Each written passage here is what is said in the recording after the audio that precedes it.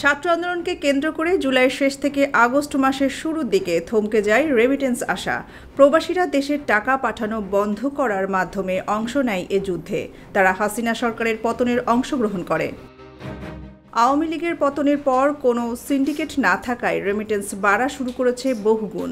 সোমবার কেন্দ্রীয় ব্যাংকের হালনাগাদ প্রতিবেদন থেকে জানা গেছে, আগস্ট মাসের প্রথম 10 দিনে দেশে বৈধ পথে 48 কোটি 27 লাখ 70 হাজার মার্কিন ডলার রেমিটেন্স এসেছে। এর মধ্যে 4 থেকে 10 আগস্ট পর্যন্ত এসেছে 38 কোটি 71 লাখ 20 হাজার মার্কিন ডলার। তবে বিগত 10 মাসের মধ্যে সর্বনিম্ন রেমিটেন্স এসেছে জুলাইয়ে। জুনের তুলনায় এ মাসে 63 কোটি ডলার বা প্রায় 25% কম রেমিটেন্স আসে।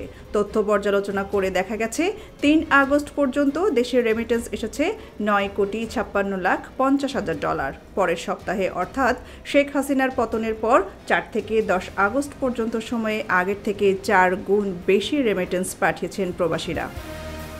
আগস্টের প্রথম 10 দিনে রাষ্ট্রায়ত্ত ব্যাংকগুলোর মাধ্যমে 4 কোটি 47 লাখ 30 হাজার ডলার, বিশেষায়িত একটি ব্যাংকের মাধ্যমে 1 কোটি 60 লাখ 10 হাজার ডলার, বেসরকারি ব্যাংকগুলোর মাধ্যমে 42 কোটি 8 লাখ 80 হাজার ডলার এবং বিদেশি ব্যাংকগুলোর মাধ্যমে 41 লাখ 50 হাজার ডলার রেমিটেন্স এসেছে দেশে।